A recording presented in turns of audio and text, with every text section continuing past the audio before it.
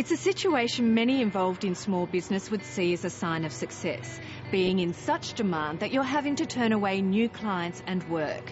But such is Australia's skills shortage, it's now a widespread reality that's limiting growth for many, including a construction company operating in Australia's booming capital, Canberra.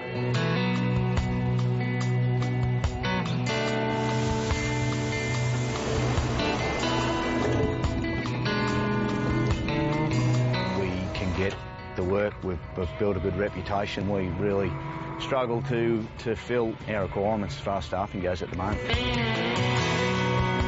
In all honesty, probably turned down as much work as we've done in the last 2 years. Dane Pumper and his two fellow directors built up their civil engineering company from scratch over the past 10 years. The majority of our work is subdivision work, infrastructure, probably own somewhere between 20-25 pieces of large plant. We've got a fairly large payroll, and the only thing that really holds us back from getting bigger at the moment is the lack of skills, really, in our industry. The labour shortage not only fences in growth, it also increases wage pressure. At the moment, someone who's experienced is very valued in our industry. The average hourly wage has probably increased 40% in the last 10 years. If you were to look at just paying someone what would probably is the award wage, you would get employees, but you would struggle to get the really good employees.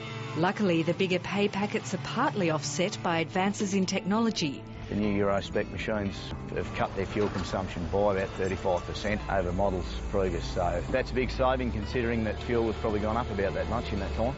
The Aussie dollar has certainly helped us. The price we're paying, particularly for machinery, which is a massive cost in our industry, is on par with the price we were paying for the same size machines 4 to 5 years ago. But a big part of the job in construction is just finding workers. We've taken upon ourselves, particularly in the last couple of years, to train more young staff of our own. If our industry doesn't start doing more of it, I think we're going to find ourselves in a bit of strife in a decade or so. Finding workers is one thing, holding on to them is another. Yeah, that's probably where we struggle a little bit. It's not the most glamorous industry, and getting young people to sort of stick it out, I suppose. It's probably the biggest challenge. The mining boom, it's big dollars. Not a great job, I wouldn't imagine, for a young fella, but or a young girl. But the lure of big dollars when they're sort of young and not tied down, in particular, is just far too attractive for a lot of kids. Dane Pumper argues the solution may well be more rather than less government intervention.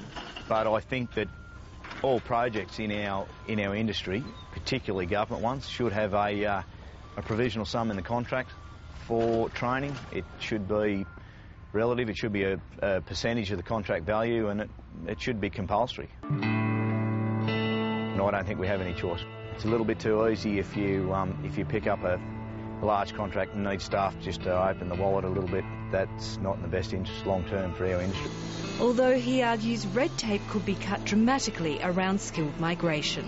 We actually had a go at sponsoring a young fella from England. It's a really, really big deal. It's a lot of work, and I think as an industry are seriously going to look at that as an avenue for skills. Something needs to be sorted out. Dane Pumper believes the key to overcoming the industry's perceived lack of glamour will be to emphasise the huge opportunities it presents.